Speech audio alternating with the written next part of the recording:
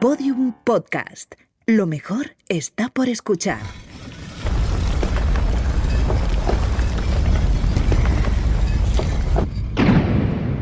Dentro de la pirámide, con Nacho Ares. Podium Podcast.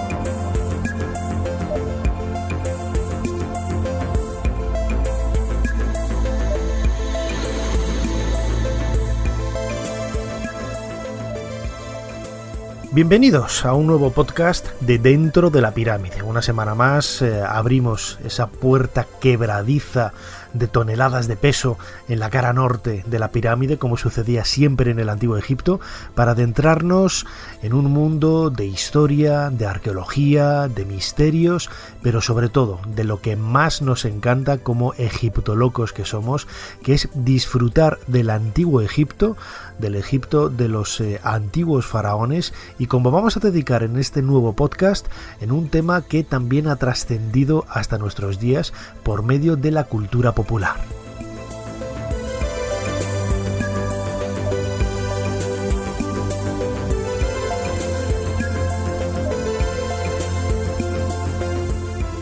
Desde el siglo XIX, hablar de momias es hablar de Egipto. Es cierto que hay otros lugares en el planeta también característicos por la utilización, o mejor dicho, la conservación de restos humanos por medio de la momificación, ya sea natural o por medio de un proceso elaborado, a partir del cual se conseguían resultados sorprendentes, ¿no? Los encontramos en América, las encontramos también estas momias en las Islas Canarias, en algunos lugares de Europa, pero sobre todo es Egipto el lugar en donde ha trascendido de una forma más intensa ese trabajo sobre los restos humanos hasta completar quizás un círculo que ha supuesto que cada vez que nos enfrentamos a una momia parece que estamos saltando, ¿no?, un puente en el tiempo de miles de años para observar el rostro de nuestros verdaderos antepasados, como digo, en el Valle del Nilo, pues hace prácticamente casi 4.500 o 5.000 años. La música que vamos a escuchar a continuación, en la década de 1930, supuso precisamente el primer encontronazo directo con una de esas momias míticas, la momia de Imhotep, protagonizada en este caso en la película de la Universal, La momia, del año 1932.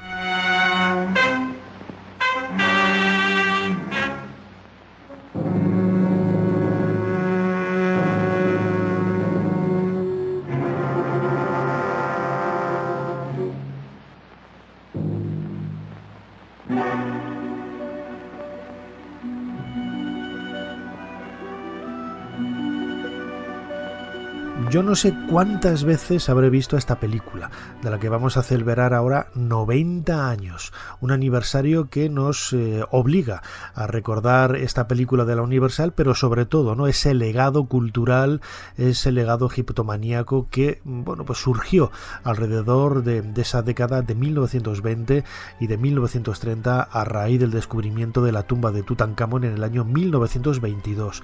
La momia de Boris Karloff, una película de la Universal, pues es quizá ese parangón, ¿no?, ese momento quizás de eclosión en la historia del cine, en donde se daba pie a la creación de un mito en el mundo de los personajes de terror que sigue vivo en la actualidad, con infinidad de películas, ¿no?, que las hemos visto a lo largo y ancho de todas las décadas, de todas las productoras, y siempre con ese común denominador, que es la vuelta desde la vida en el pasado de una momia por medio de un conjuro a través del cual, bueno, pues se intenta destruir a las personas que se han atrevido a romper la paz eterna que había en esa tumba.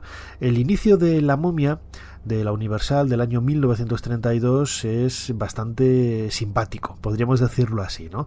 Es cierto que estas películas ya no tienen ese halo de temor o de terror que tenían en aquella época, sin embargo son verdaderos clásicos y verdaderas obras maestras del cine, con muchos errores desde el punto de vista egiptológico, como esa cabecera, esa entrada de los créditos con esa tablilla en escritura jeroglífica que sirve de fondo y que está invertida. No sé si os habréis fijado en alguna ocasión, pero la tabla de los jeroglíficos está invertida, está al revés, y con esa música de Tchaikovsky, que es la misma banda sonora que se había utilizado el año anterior, en 1931, para la película de Drácula, protagonizada por Bela Lugosi. Bueno, pues nos proyecta la imagen, como digo, de este momento estelar de la historia del cine, en donde Boris Karloff protagoniza uno de los momentos, como digo, de eclosión de la historia del celuloide, proyectando, nunca mejor dicho, sobre las pantallas de ese año 1932 una historia de terror que va mezclada entre la magia, la superstición, la arqueología, las excavaciones, pero sobre todo el terror, el miedo. Yo diría que este pobre diablo tuvo una muerte terrible. Se contorsionó dentro de la caja. Mire los vendajes. ¿Enterrado vivo? Una ejecución por traición, supongo. Tal vez la respuesta esté en ese cofre que encontramos. Ya veo que no descansará usted hasta que abra el cofre. Adelante, tráigalo y lo abriremos. La madera está totalmente podrida. Muerte, castigo eterno para cualquiera que abra este cofre en el nombre de Amon-Ra, rey de los dioses. Santo cielo, Miller, qué terrible maldición. Veamos lo que hay dentro. Espere. Violará la maldición.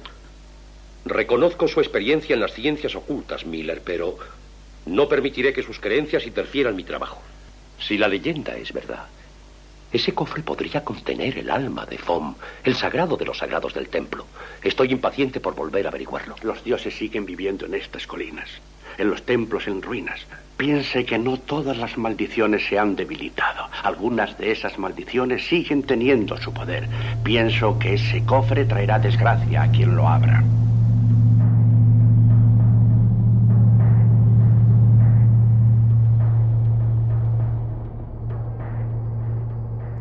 Así comienza una de las historias más clásicas del cine de terror, La momia, una película del año 1932 dirigida por Karl Freund y protagonizada por Boris Karloff y por Sita Johan, una joven también que luego tuvo casi su parte oscura, ¿no? Al estar muy relacionada y ser muy fan, ¿no?, del mundo del esoterismo, de la magia, y que quedó marcada de alguna forma por esas vivencias que ella protagonizó en esta película, en donde hacía de la supuesta reencarnación de una princesa, Angesenamon, que ya nos está diciendo con este nombre el vínculo tan claro que había con la referencia egiptomaníaca que inspiró la historia de la momia. Es cierto que, bueno, desde el punto de vista argumental tiene infinidad de matices que están inspirados, como luego vamos a escuchar en la voz de un experto crítico de cine en otras películas, en otras historias, pero realmente el trasfondo que subyace por debajo de La momia de 1932 es el descubrimiento 10 años antes de la tumba de Tutankamón en el Valle de los Reyes. Recordad que el 4 de noviembre Howard Carter de ese año 1922 descubrió en el centro del valle unas escaleras, ¿no?, esos 16 peldaños que llevaban a una tumba prácticamente intacta que un faraón en la antigüedad, hacia mediados del siglo XIV antes de nuestra era, había dejado un legado desde el punto de vista de los objetos materiales, del tesoro, en definitiva, allí descubierto con una historia realmente sorprendente. Y lo que más cautivó al gran público en aquellos momentos, quizás también uno de los reclamos utilizados por la prensa para captar la atención de los lectores, en este caso de los grandes periódicos y revistas, fue la historia de la maldición. Ese miedo que siempre ha existido, ¿no?, alrededor de los grandes descubrimientos de la arqueología en Egipto, en donde se siente quizás el reparo de enfrentarse al al poder inmortal durante generaciones de una fuerza negativa que ha estado permanentemente custodiando esta tumba hasta que un arqueólogo en el presente accede a ella, rompe esa paz, esa normalidad de 3000 años de historia, y así comienza la historia de la maldición, que es un poco lo que se cuenta, ¿no?, en esta película protagonizada por Boris Karloff, y que toma como protagonista a Imhotep, un antiguo sacerdote que cometió el sacrilegio de enamorarse de la persona errónea, en este caso la princesa Angesenamon, y que su amor eterno de más de 3500 años ha permanecido vivo a través de las arenas del desierto, en donde, bueno, pues quizás con esos conjuros, con esa magia que aparece también en muchos guiños, en esos objetos que descubrimos en la tumba, y que los arqueólogos ingleses del Museo Británico, ¿no?, como se cuenta en la película, sacan a la luz y devuelven para que se disfrute un poco de toda esa historia ambientada, como digo, de una forma absolutamente genial. Vamos a escuchar a Guillermo Balmori. Él es crítico de cine, un verdadero cineasta enamorado de su trabajo. Él es el editor también de una colección de libros fantástica publicada por la editorial Notorious, en donde nos regalan, mejor dicho, verdaderas obras maestras de recopilación de trabajos encaminados a recordarnos esos aniversarios, ¿no?, de Frankenstein, de Drácula, de Hilda, de los grandes momentos de la historia del cine. Le hemos preguntado sobre el papel tan importante que desempeñó en esta película Boris Karloff, que no era su primera gran película, ya había realizado antes la cinta de Frankenstein, pero que quizás La momia fue el momento de la consagración de este gran artista. Boris Karloff fue un actor, una estrella de Hollywood, porque llegó a ser una verdadera estrella de Hollywood. Pues llegó a estos papeles de terror, el género en el que se le encasilló y con el cual conocería la inmortalidad. Fijaros que es curioso, esto es tremendo. En el año 31, que es el año en el que se estrena Frankenstein, se estrenaron de Boris Karloff, intervinieron 14 películas. Esto es una cosa impresionante. Y en el año siguiente, el año 1932, que es cuando hace La momia, apareció nada menos que 9 películas, siendo ya un actor conocido. Es impresionante el volumen, ¿no?, de películas en un solo año que llegó a hacer, como otras muchas estrellas por otro lado, Boris Karloff. Decir que el papel que hizo en la momia curiosamente era el primer papel en el cual, de estos clásicos de la Universal, en el cual se le veía la cara. Ya lo había dicho Bela Lugosi, ¿no?, que no quería trabajar porque no se le veía esa película, porque no se le veía la cara. En La momia por fin sí que se le ve la cara. Fijaros que en el año de La momia, 1932, también protagoniza no, pero tiene que ver un papel muy importante, nada menos que en Scarface, la película de Howard Hughes, por poner, de Howard Hughes, y Howard Hawks como productor y Howard Hawks como director. Y por ejemplo, en El caserón de las sombras, otro clásico de la Universal. La carrera de él posteriormente pues va, digamos, debatiéndose casi siempre en géneros o desarrollándose casi siempre en películas de serie B. Esto no quiere decir películas malas en absoluto, algunas sí, otras no. Y bueno, en los años 40 ya incluso se irá desvinculando un poquito de la Universal, participará en todas estas mezclas, películas de monstruos, parodias de monstruos como Abbott y Costello incluso. La conclusión de la carrera de Boris Karloff es que al final él mismo reconoció, contaba a su hija en una entrevista, reconoció que, a diferencia de mucha gente que se quejaba, ¿no?, de estos papeles, digamos, pues, tipo el de Norman Bates con Anthony Perkins o el de Hilda con Rita Hayworth, que te marcan y que ya te encasillan de por vida, él reconocía, y yo creo que esto es verdad, que este encasillamiento es el que te lleva a la inmortalidad, y así lo vio Boris Karloff. Este papel le llevó a la inmortalidad.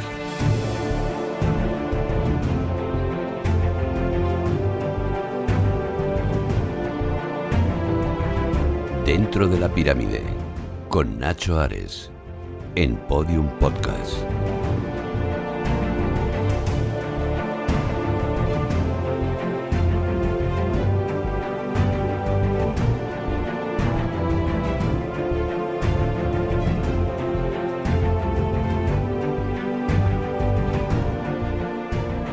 Si se sabe ver entre líneas en la película de La momia, de la que ahora celebramos ese 90 aniversario, vamos a encontrar infinidad de guiños a la historia de la arqueología, a la historia de la egiptología, ya el comienzo, ¿no? Con ese plano del Museo del Cairo, en donde podemos verlo, ¿no? En sus orígenes. El Museo del Cairo va a cumplir este año su 120 aniversario y podemos ver cómo era en esos momentos iniciales, ¿no? Al poco tiempo de ser inaugurado en 1902, con esas arquerías que hoy están cerradas en el jardín, en el patio principal, y desde luego el interior, que prácticamente no ha cambiado nada en todas estas décadas.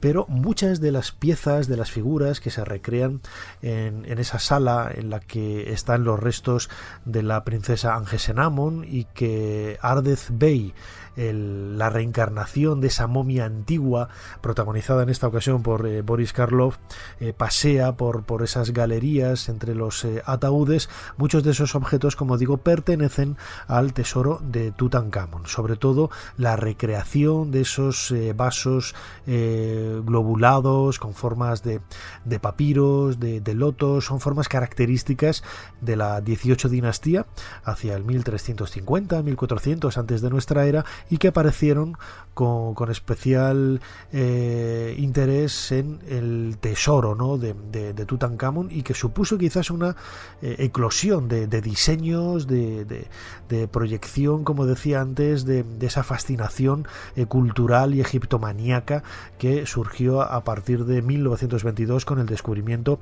de la tumba de Tutankamón. Todo ello queda perfectamente plasmado en la película de la momia, incluso en aquellos momentos cuando no se está hablando del museo o de la excavación arqueológica, y que se camina por las viviendas, por las casas. Por ejemplo, en la escena que vamos a escuchar ahora, que se realiza, refleja el interior de la casa de Ardez Bey, esta reencarnación de la momia protagonizada por Karloff. Vemos también ese ambiente egiptomaníaco, egipciante, en donde él, junto con la actriz Sita Johan, protagonizan para mí una de las escenas más memorables de la película, y me atrevería a decir que de la historia del cine, por el diálogo tan hermoso, tan brillante, y ese mundo de ensoñación a través de ese charco, de esa balsa de agua que tienen delante de ellos, sobre las que se proyectan miedos, historias y referencias al pasado. ¡Qué incienso más extraño! ¿No le es conocido? No. Lo utilizaban nuestros antepasados, los suyos y los míos. No recordará lo que le mostraré ahora, pero le despertaré recuerdos de amor, de crímenes y de muerte.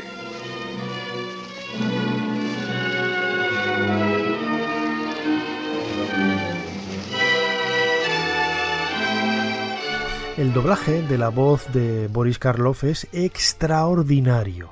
Siempre hemos escuchado, ¿no?, que en España las películas se doblaban de una forma notable, brillante, extraordinaria, como acabo de definir. Y es así, la voz original de Boris Karloff es mucho menos agradable y mucho menos misteriosa cuando la escuchas en la versión original. Hay que decir que gana muchísimo, en este caso, el doblaje. Angesenamon. My love has lasted longer than the temples of our gods. No man ever suffered as I did for you, but the rest you may not know. Not until you're about to pass through the great night y le da un perfil al protagonista de la película, en este caso ese personaje de Ardez Bey, de un carácter absolutamente sobrecogedor, en el sentido de que es capaz de transmitir esa sensación de miedo, de empoderamiento que en ocasiones tiene el personaje para intentar controlar, ¿no?, todos los obstáculos que se le van poniendo en el camino para conseguir su objetivo, ¿no?, que es hacerse con la hija de ese personaje importante y que él interpreta que es la reencarnación de Angesenamun, su antigua amada en el mundo de los faraones, y a la que quiere sacrificar para que de esta forma sigan viviendo eternamente en una vida pues absolutamente idílica, tal y como él la proyecta. Todas estas ideas en la década de 1930 pues tuvieron una eclosión magnífica, ¿no? En el sentido de que no solamente ya por el descubrimiento de la tumba de Tutankamón, sino de otras referencias culturales, no ya solo yéndonos mucho más atrás, ¿no? La campaña de Napoleón en 1798, pero la egiptomanía siempre había estado presente. Pero sí que es cierto que el descubrimiento de Tutankamón da una especie de justificación por medio de esos objetos, por medio de esas historias. La historia del descubrimiento de la tumba es absolutamente increíble, ¿no? Supera cualquier ficción que podamos imaginarnos, ¿no? Y lo vamos a escuchar hasta la saciedad en este centenario que estamos celebrando en 2022, ¿no? Aprovechando también ese 90 aniversario de la película de la momia. Vamos a escuchar de nuevo a Guillermo Balmori, editor de Notorious, estos libros fantásticos dedicados a la historia del cine. Él conoce como nadie a la perfección la influencia precisamente de ese Egipto más romántico, más idílico, más ensoñador que podemos ver en las películas y en las obras de cine y televisión que se hicieron en aquella época. Efectivamente, en los años 20 y 30, en los años 30, en Hollywood, en toda Europa, en todo el mundo, se puso muy de moda todo lo egipcio, los descubrimientos de las tumbas y los sarcófagos, a raíz, por supuesto, del descubrimiento de la tumba de Tutankamón en 1922. Eso hizo que durante los años 20 y 30, principios de los años 30, todo se invadiese a nivel, yo creo que estético, cultural y musical incluso, y por supuesto cinematográfico, con esta omnipresencia o esta sombra alargada de lo que eran los misterios de Egipto, que a la gente le encantaba, como le sigue encantando todavía, ¿no? Y eso siempre gustará.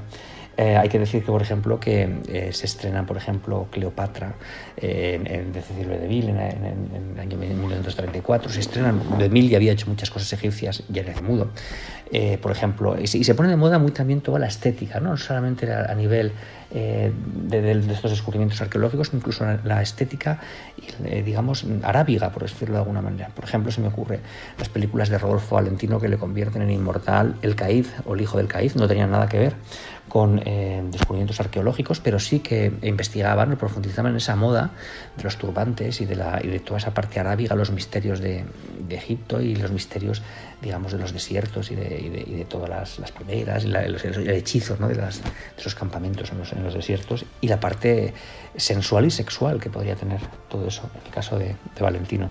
En 1932 es cuando se estrena esta película de la momia. Pues esto estaba en plena eclosión. Incluso había, no solo la moda, había canciones, había charlestones, había habido en los años 20 que hablaban de momias y hablaban de Egipto y hablaban de árabes por esta corriente digamos que había de moda. La decoración, incluso también se ven muchas películas de ambiente, digamos, normal, contemporáneo a los años 20 o 30, tienen esa decoración con motivaciones egipcias, motivaciones arábigas que adornan, y queda muy bonito, además muy sensual en esos alegres años 20, los enrejados, las vasijas, muchas cosas que recuerdan a los descubrimientos arqueológicos, ¿no? en decoración en Hollywood y en no Hollywood también la decoración, las corrientes de decoración de la época.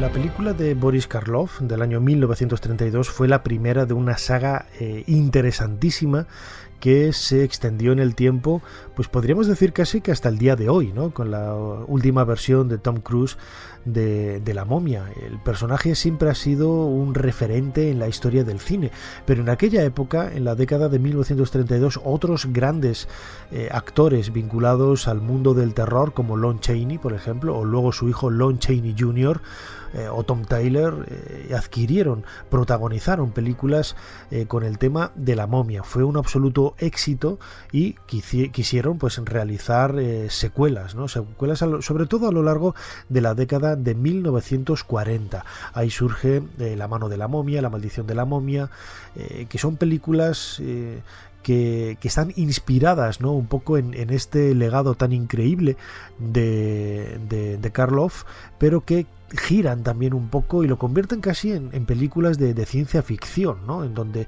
el protagonista deja de ser Imhotep y Angesenamón, empieza a aparecer la princesa Ananka, y el hecho de que para poder revivir la momia ya no es necesario leer un sortilegio sacado de un papiro del libro de los muertos, como veíamos en la película de 1932, con un facsímil que desenvolvían en las primeras escenas que hemos escuchado antes del papiro de Unefer, encontrado, bueno, que hoy se conserva en el Museo Británico de Londres, sino que se utilizaban las hojas de tana, que nadie sabe lo que son, las hojas de tana, pero que utilizando algunas de ellas y colocándolas en un cuenco en donde hay llamas, se puede, ¿no?, hacer revivir el espíritu de esta momia para vengar, no sabemos por qué razón, pero para poder vengar a los descubridores o a las personas que esa momia entiende que son los obstáculos que encuentran su camino para recuperar, como digo,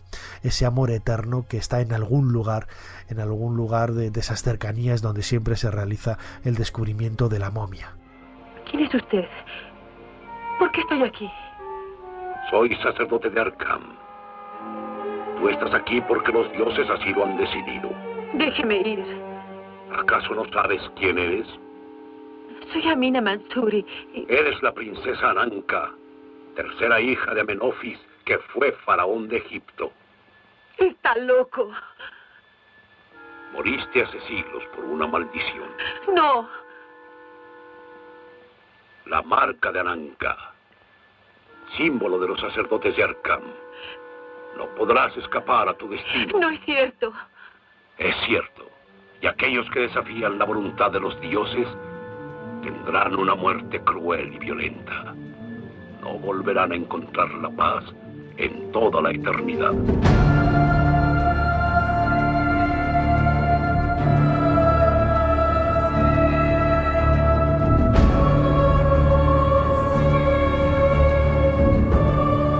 En la década de 1950 y sobre todo en la década de los 60, muchas películas, muchas productoras, mejor dicho, se acercaron a redescubrir el mito de la momia. Eran películas de una calidad no muy brillante, salvo, por ejemplo, algunas excepciones estupendas, ¿no?, como a las versiones de la Hammer, en donde se tomaron ya como referencia el clásico de la Universal y se contó pues con grandes protagonistas de la historia del cine, como Christopher Lee, haciendo precisamente de la momia en esta versión de la Hammer de finales de la década de 1950. La historia era la misma, la recuperación de una momia en un descubrimiento arqueológico que después de leer unos textos recuperaba la vida y volvía a buscar a su amada, que había permanecido somnolienta, dormida, momificada durante miles de años después de haber convertido, mejor dicho, después de haber realizado esa transgresión cultural y sexual casi en el antiguo Egipto, intentando, bueno, pues al final enamorarse de una persona que no es de tu estatus social, y ello es lo que provoca todos los problemas, ¿no?, en este caso a un sacerdote, para poder conseguir el amor de esa princesa, ¿no? Bueno, pues esta historia se convirtió, como digo, en el referente de muchas películas, ¿no? E incluso con el paso del tiempo se olvidó casi prácticamente, ¿no?, la idea del descubrimiento de la tumba de Tutankamón. Ya esa egiptomanía se había disuelto como un azucarillo y era una excusa perfecta, ¿no? Egipto siempre ha llamado la atención. No me gusta utilizar la expresión Egipto siempre ha vendido, pero es cierto que es un reclamo infalible, ¿no? Cuando queremos hablar de un tema interesante, el antiguo Egipto atrae a muchísima gente, y precisamente esa es una de las razones del éxito de este podcast Dentro de la Pirámide, aquí en Podium Podcast. Vamos a escuchar de nuevo a Guillermo Balmori, hablándonos precisamente de esa interrelación entre la momia y otros personajes casi de la cultura popular, que ya no tenían nada que ver con Tutankamón, sino con Drácula, con el hombre lobo, con otros grandes monstruos que al final se convirtieron en un set de personajes y de iconos modernos, entre los que sobre todo destacaba la momia de Boris Karloff del año 1932. En 1932 estrena esta película, La momia, y hacía 10 años ya del descubrimiento de la tumba de Tutankamón, y muchos dicen, y esto es verdad, yo creo que esto es real, que en realidad esta momia, el argumento de esta momia de Boris Karloff es un poquito llevar el argumento del Drácula, de la versión de Drácula, de la película, no digo de la novela, de la versión de la novela, de la película de Drácula, de 1931, un año antes había estrenado Bela Lugosi, y cogen esa misma idea, ese mismo argumento, esa línea argumental, y la llevan a Egipto y la desarrollan, digamos, pues adecuándola a ese marco, ¿no?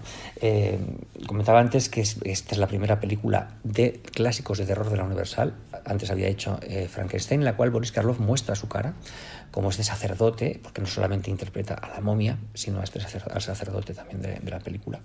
Y pues estaba llena de hechizo, de misterio, que es lo que quería el cine de la época.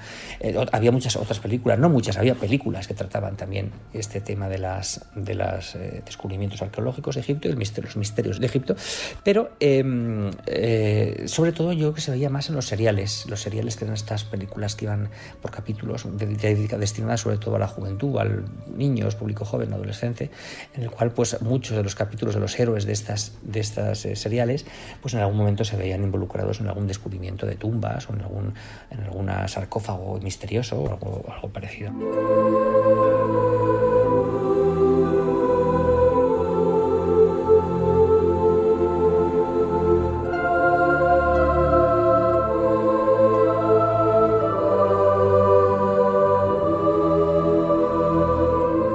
Aunque hayan pasado muchos años, esa fascinación sigue viva, y sobre todo el miedo, ¿no?, que rodea a estos cuerpos milenarios, cuerpos que por desgracia en muchas ocasiones desde el punto de vista de la arqueología se consideran restos humanos, se tratan con mucho respeto, pero sobre todo la ausencia de nombres, la ausencia de esa identidad que está adscrita a muchos de ellos, que son personajes anónimos al fin y al cabo, hace que quizás se convierta esa relación en algo mucho más frío, ¿no? A mí me ha sucedido que, por ejemplo, visitando a compañeros que trabajan en Egipto, yéndoles a visitar a la tumba, encuentras en alguna esquina, apoyada en la pared, una momia que más que miedo lo que te da es lástima, ¿no? Por esto que decía ahora de que no sabemos quién es. La reutilización de las tumbas durante miles de años en el antiguo Egipto hizo que, fueran colocándose ataúdes, momias, se vaciaban, se sacaban, se volvían a meter en nuevos enterramientos, y esto es lo que ha hecho que muchos lugares hayan sido utilizados durante generaciones, durante siglos, por muchas familias, y no hay un dato fidedigno de quiénes son los que están enterrados allí. Pero aún así la magia, ¿no?, que rodea a las momias es lo que las convierten en algo extremadamente llamativo. Vamos a escuchar un nuevo fragmento de una de esas versiones de la década de 1940 de la momia, en donde un profesor dando clase advierte a sus alumnos sobre algo que él vio y que nadie creería, pero que devuelve un poco la incertidumbre, ¿no?, a los alumnos sobre la realidad que rodea al mundo de las momias. Una expedición localizó y entró a la tumba de Ananka. Escaparon de la momia que la cuidaba y trasladaron el cuerpo de la princesa Ananka a Norteamérica. Ahora es la pieza más valiosa que exhibe el museo. Los miembros sobrevivientes de la expedición que se atrevieron a profanar la tumba murieron en sus manos. La momia fue consumida por las llamas al incendiarse la casa Bani, y así terminó su reinado de terror que pasará a la historia y que se originó hace siglos. Profesor Norman, sé que los periódicos decían que la momia estaba viva. Así es. Pero eso es increíble. Más bien, podría tratarse de un hombre disfrazado de momia, aprovechándose de esa leyenda. Yo vi a esa momia, analicé el moho de los vendajes que cubrían su cuerpo, y la vi en movimiento, igual que cientos de personas. Y algún día, probablemente... logremos descubrir este misterio.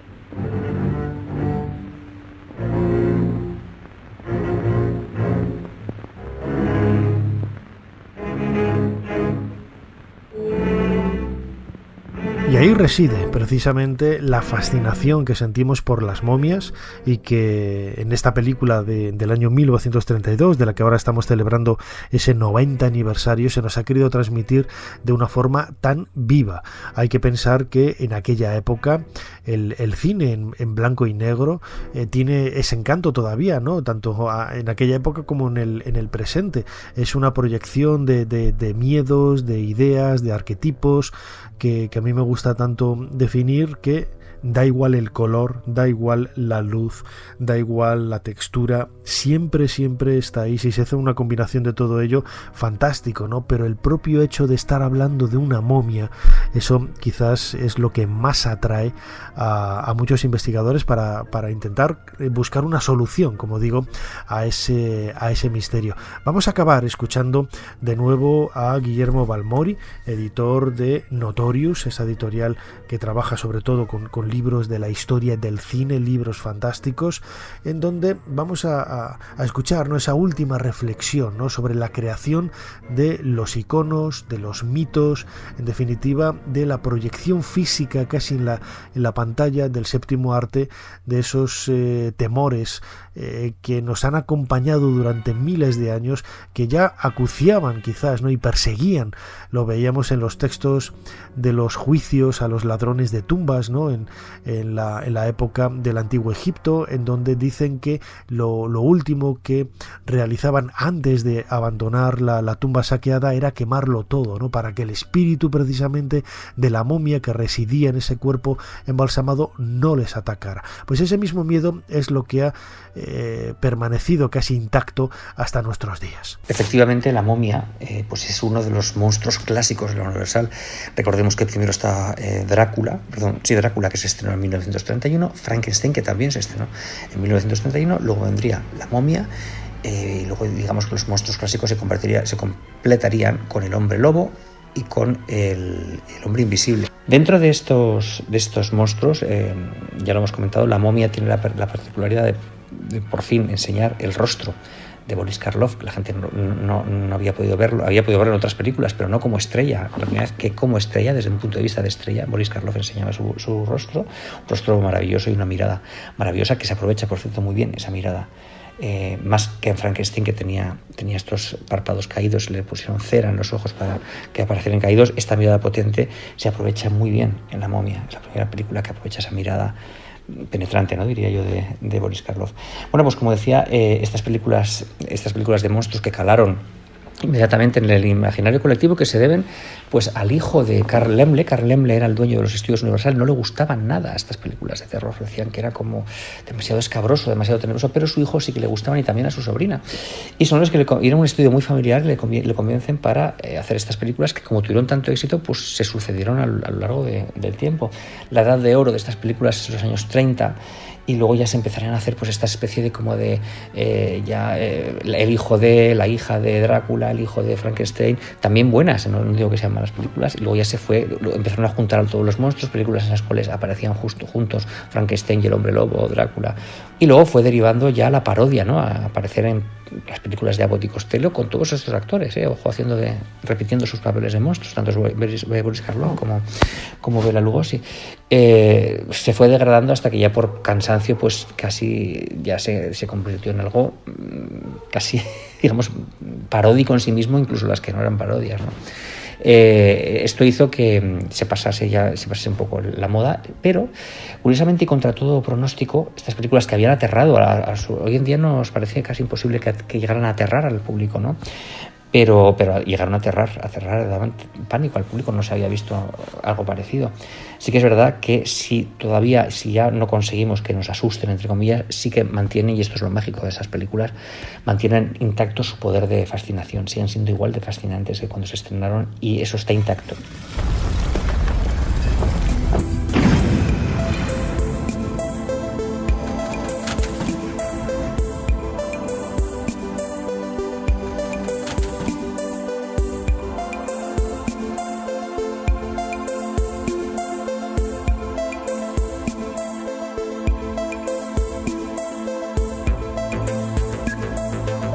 suscribo totalmente las palabras de Guillermo Balmori. Ese mito sigue intacto y es lo que hace que se sigan realizando todavía películas con ese personaje característico de la momia, utilizando casi el mismo nombre, ¿no? Imhotep, que en la década de los 90, finales de los 90, con esa revisión de la película por parte de la Universal, convirtiéndola en este caso en una película de aventuras, ¿no? Pero con el mismo personaje Imhotep como el malo de la película, se creó un nuevo personaje del mundo de terror. Hasta aquí este nuevo podcast de Dentro de la Pirámide, aquí en Podium Podcast. Espero que hayáis disfrutado. Compartidlo, como digo siempre, en las redes sociales. Nos podéis escribir y realizar vuestros comentarios a través de las aplicaciones y de las plataformas en las que escucháis este programa, sobre todo la aplicación de Podium Podcast. Ahí podéis dar al me gusta, al igual que también en Spotify, en iVoox, en Google Podcast, en Apple Podcast, en Amazon, en todas las plataformas, no sé si me olvido alguna, en todos los agregadores de audio. Y recordar también que tenemos un canal de YouTube, Dentro de la Pirámide, homónimo a este podcast en el nombre, en el que todos los domingos a las 8 de la tarde tenemos o bien un vídeo en directo o bien un vídeo ya grabado, pero con un chat en directo a través del cual podéis interactuar con nosotros y seguir convirtiéndoos, como decimos nosotros, en egiptolocos, ¿no? Que es lo que más nos gusta hacer. Por mi parte, no me queda más que daros las gracias y nos seguimos escuchando aquí, dentro de poco, Dentro de la Pirámide. Hasta pronto. Dentro de la Pirámide, con Nacho Ares, Podium Podcast.